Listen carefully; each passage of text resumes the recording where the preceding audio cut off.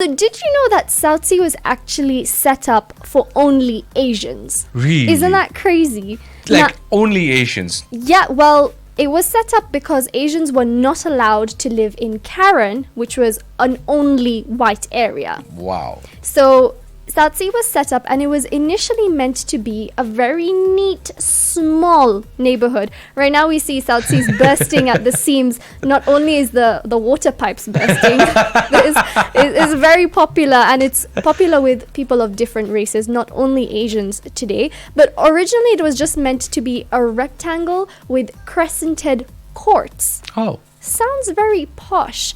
And actually, we've got a quote from one of the first residents of South Sea. His name was Kuldeep Singh Nair, and he said that it was a small estate with only 3 houses, each built 100 meters from each other on 50 by 100 plots. And his family was one of the first occupants in the area in 1957, and he was about 9 years old then. And it was a quiet area. And get this, he says that on your drive home to South Sea, you could see wild animals because of its proximity to the National Park. And in 1963, he remembers when there was independence celebrations at Uhuru Gardens, which was probably called something else, you could see them from South Sea. Wow. So Because no tall buildings. no tall buildings. In fact, until recently, you were not allowed to have more than 2 stories in South Sea.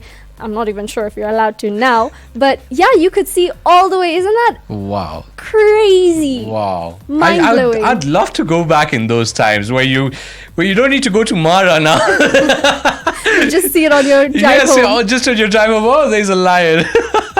If you have such interesting stories, do let us know on 0758 123